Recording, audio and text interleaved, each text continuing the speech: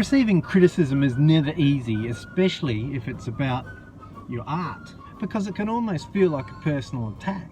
And when it's from another creator or collaborator or client, it can feel even worse. And I don't mean you, Crumpet, but you did get me to thinking about with the feedback you've been giving me on the preliminary sketches I've been doing for the kids book we're working together, and I decided that criticism is actually awesome.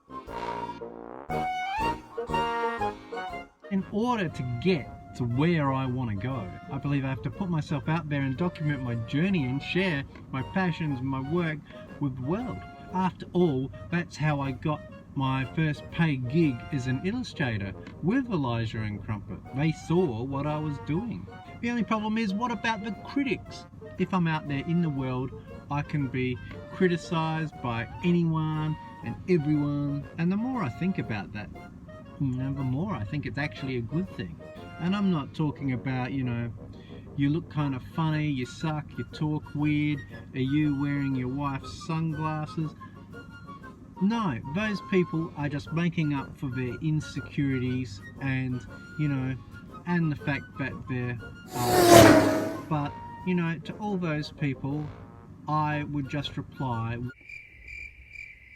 I'm talking about the critics who look through your work and give you thoughtful feedback, either positive or negative. Might say things that are often hard to hear, and they might be hard to hear because there might actually be some truth in what they're saying. And to these critics, I'll give you a hug, a virtual hug, because you're helping me develop as a creator, as an artist, because you're able to see things which I can't see. I'm too close, I'm in there, I'm doing it there, but you can see from up above and see the big picture and see what's going on.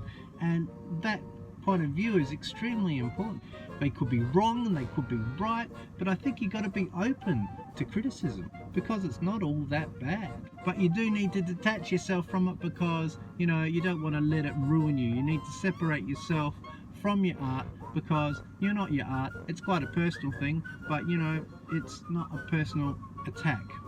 Unless it is a personal attack, and then you can be bunched in with those other people being awful. Because the word criticism is interesting. When people say, "Oh, I'm a movie critic," or "I'm into movie criticism," they don't just go along and just poke holes in all the movies and just hate every single movie.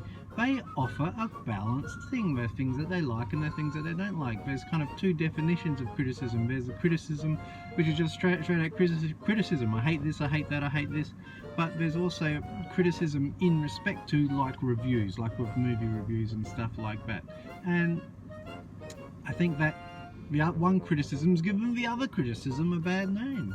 And you might choose to do your work in a vacuum, and that's cool as well. But I think the points of views from outside people who know your work and know what you're doing and kind of can offer some interesting insight is definitely valuable.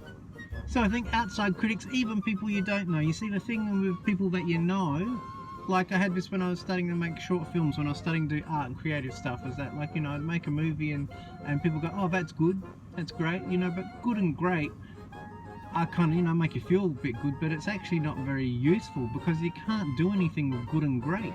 And you can say, "I like this, I like that, I like the way you did this," or didn't do that. Good and great aren't really very helpful, and that's what you tend to get from friends and family. Whereas an outsider doesn't feel so much like they just have to just say, "Oh yeah, that's alright, yeah, that's good, oh yeah, I like that." So I say embrace the critics.